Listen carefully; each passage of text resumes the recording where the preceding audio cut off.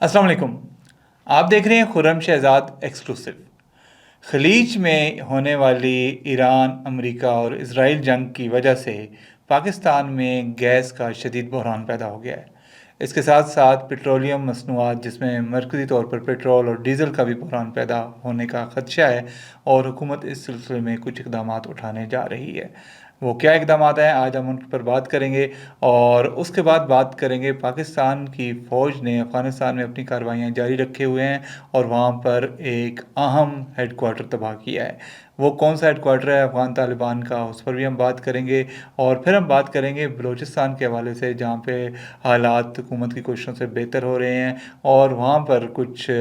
जो नौजवान हैं और जो सिविल सोसाइटी है उसमें नज़रियात के हवाले से कुछ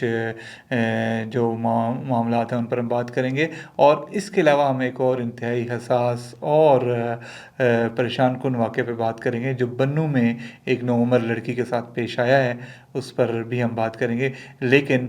सबसे पहले आप सब्सक्राइब कर लें खुर्रम शहजाद एक्सक्लूसिव को।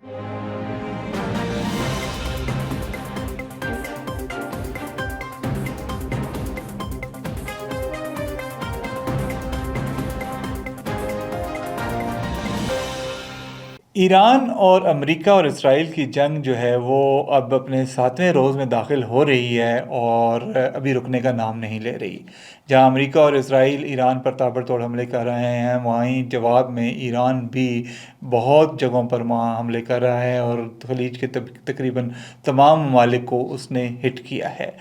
इसके साथ साथ ईरान ने समंदर में अपनाए हर्म्स को बंद करने का भी ऐलान किया है और आज एक मरतबा फिर उन्होंने ईरान के जो मुतल्लिका वज़ीर हैं उन्होंने कहा है कि वो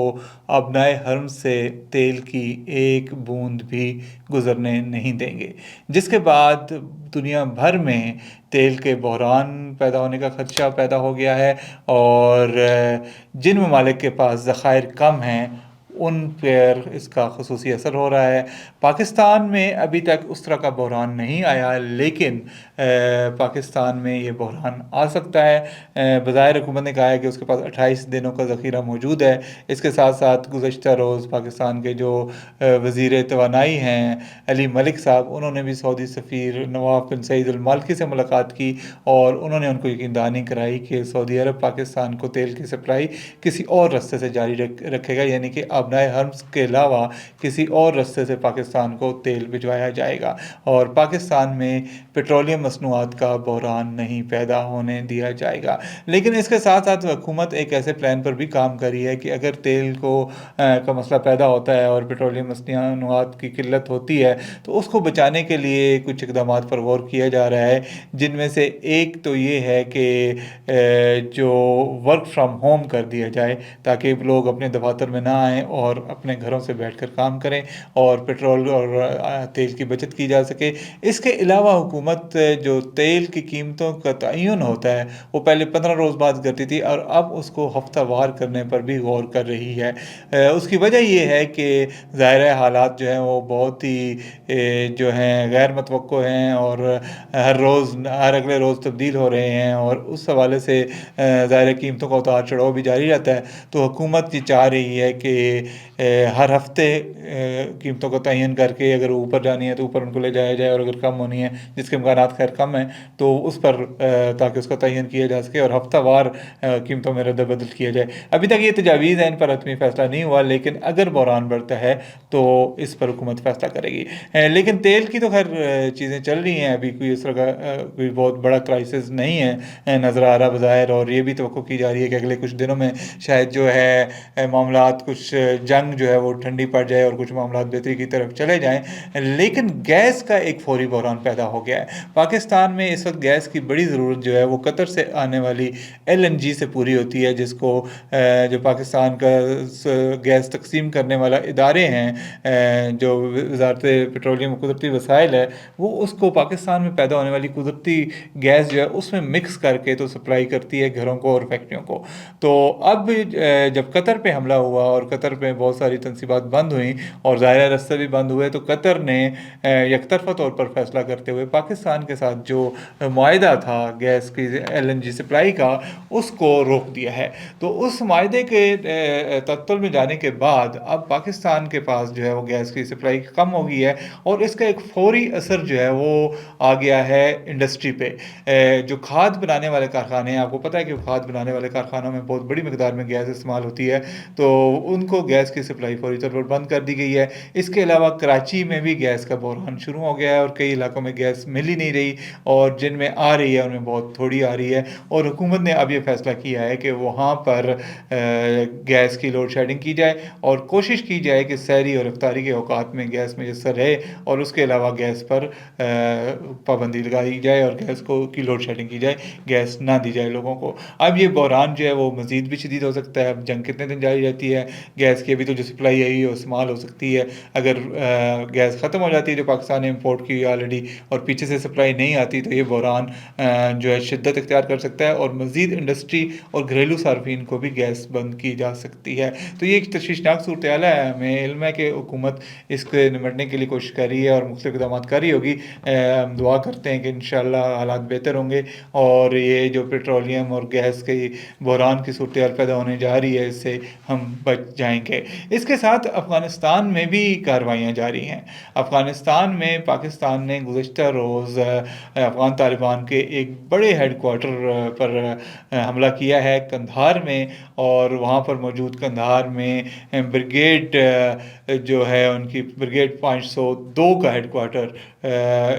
بریگیڈ 205 کا ہیڈ کوارٹر انہوں نے تباہ کر دیا، اور وہاں پہ بڑی تعداد میں جو اسلحہ ذخیرہ کیا گیا تھا اس کو بھی تباہ کر دیا ہے۔ پاکستان کا ریزالو اس سلسلے میں برقرار ہے۔ پاکستان کا یہ کہنا ہے کہ وہ افغانستان پر اس وقت تک حملے جاری رکھے گا جب تک افغان طالبان جو ہیں وہ دہشت گردوں کو پناہ دینا بند نہیں کرتے، اور اس سلسلے میں پاکستان کے مطالبات تسلیم نہیں کرتے۔ گزشتہ روز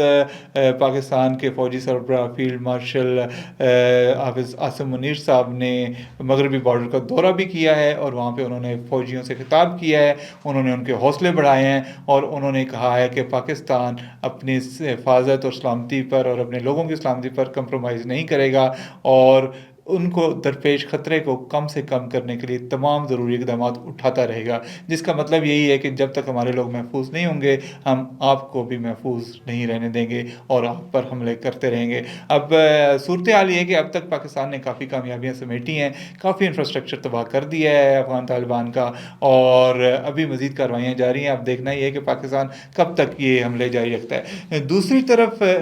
جو افغان طالبان قیادت ہے وہ مسلسل غائب منظر عام سے، کوئی بیان نہیں آ رہا، کوئی ہمیں پتہ نہیں چل رہا کہ وہ کیا سوچ رہے ہیں، کہاں پہ ہیں یا نہیں، اور اس صورتحال میں کچھ افواہیں بھی چل رہی ہیں جو کہ غیر مصدقہ ہیں۔ ان میں کے مطابق جو ہیبت اللہ اخندزادہ ہیں جو طالبان کے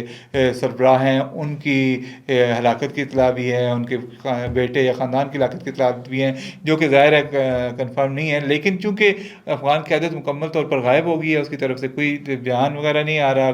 کوئی ثبوت نہیں دیا جا رہا اپنی موجودگی کا، اور یہ بھی نہیں پتا کہ وہ کہاں پہ ہیں کہاں نہیں ہیں، تو اس لحاظ سے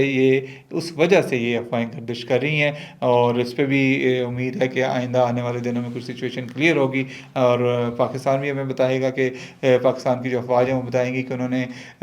کن کن بڑے طالبان لیڈروں کو ٹارگٹ کیا ہے، اور وہ خود بھی بتائیں گے کہ ان کے ساتھ کیا ہوا ہے۔ لیکن بہرحال کارروائی ادھر بھی جاری ہے، اور پاکستان نے اس پر جو ہے وہ ایک بورڈ لگا رکھا ہے، جو بھی مذاکرات کے لیے آ رہے ہیں اس کے سامنے ایبسلوٹلی ناٹ کا بورڈ لگا رکھا ہے۔ ایبسلوٹلی ناٹ آپ کو پتہ ہے بڑا ایک معروف جملہ ہے پاکستان کے حوالے سے، اور ماضی میں ایک پرائم منسٹر نے بولا تھا، اور ابھی پاکستان کر کے دکھا رہا ہے ایز فار ایز افغانستان کی سچویشن کنسرن ہے۔ اس سلسلے میں جو افغان طالبان ہیں وہ دنیا میں ہر ملک کے پاس جا رہے ہیں مذاکرات کے لیے، چین کے پاس گئے، قطر کے پاس، دبئی کے پاس، ترکی کے پاس، تو لیکن یہ کہ پاکستان نے کہا بھئی ہم فی الحال مذاکرات نہیں کر رہے اور ہم کاروائیاں جاری رکھیں گے۔ تو دیکھنا ہے کہ آنے والے دنوں میں کیا پاکستان اس پر حکمت عملی اختیار کرتا ہے اور کیا فائنلی افغان طالبان سے کوئی بات طے ہوتی ہے یا نہیں ہوتی، اس کا پتہ چل جائے گا. لیکن ظاہر ہے بیک ڈور کچھ بات چیت ہوتی بھی رہتی ہے، تو امید یہ کرنی چاہیے کہ حالات امن کی طرف جائیں گے. اب تیسرا ہمارا جو موضوع ہے وہ بڑا اہم موضوع ہے. یہ ہے بلوچستان میں جو صورتحال خراب ہوتی ہے، یا جو وہاں کے جو لوگ ہیں اور جو نوجوان ہیں ان میں جو ایک پاکستان مخالف بیانیہ جو پروان چڑھتا ہے، اس کی وجوہات کیا ہیں. اس کی وجوہات اس پہ ویسے کافی بات ہوئی، لیکن ابھی ریسنٹ جو کچھ اسٹڈیز وغیرہ ہوئی ہیں اس کے مطابق جو ایک وجہ بتائی جاتی تھی، ایک بڑا بیانیہ بتایا جاتا تھا کہ چونکہ بلوچستان میں جو ہے وہاں پہ تعمیر و ترقی نہیں ہے، وہاں پہ عام لوگوں کو سہولیات میسر نہیں ہیں، اور وہاں پہ سڑکیں نہیں ہیں یا ترقی کا دیگر عمل نہیں ہوتا، اور معاشی مسائل ہیں، بے روزگاری ہے، اور اس وجہ سے وہ ریاست کے خلاف ہیں. لیکن ریسرچ یہ کہتی ہے کہ نہیں، ایسا نہیں ہے. اس کی یہ ظاہر ہے اس کی بھی کچھ ایلیمنٹس یہ بھی شامل ہیں، بالکل یہ نہیں کہ اس کی وجہ نہیں ہے، کچھ ایلیمنٹس یہ بھی شامل ہے. لیکن اس کی بڑی وجہ یہ ہے کہ بیسک جو بلوچستان کا پاکستان کے ساتھ الحاق کی ایک بیس ہے، اس نظریے کو غلط طور پر پیش کیا گیا ہے، اور کچھ ایسے فیکٹرز ہیں، کچھ ایسے ایلیمنٹس ہیں جو ایک بلوچستان کے الحاق کو پاکستان کے ساتھ جو ہے اس کو متنازع بناتے ہیں اور بنانے کی کوشش کرتے ہیں. حالانکہ اس میں کوئی ابہام نہیں ہے. بلوچستان نے پورے نے سوائے ریاست کلات کے کچھ علاقے کے انہوں نے پاکستان کے ساتھ باقاعدہ الحاق کیا تھا اور اس کے بعد پاکستان میں شامل ہوئے تھے. لیکن اس میں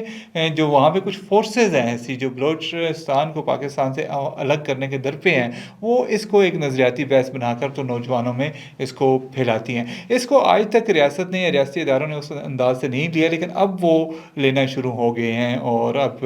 اس طرح کی ایک حکمت عملی بنائی جا رہی ہے کہ جو بلوچستان کے عام لوگ ہیں، جو نوجوان ہیں، ان کو نظریاتی طور پہ بتایا جائے کہ ہمارا بلوچستان کا نظریاتی بیانیہ کیا ہے اور پاکستان کا نظریاتی بیانیہ کیا ہے، اور بلوچستان اور پاکستان دو الگ چیزیں نہیں ہیں بلکہ ایک ہی چیز ہے. تو اس پہ ہم آگے چل کے بھی بات کرتے رہیں گے. فی الحال یہی ہے کہ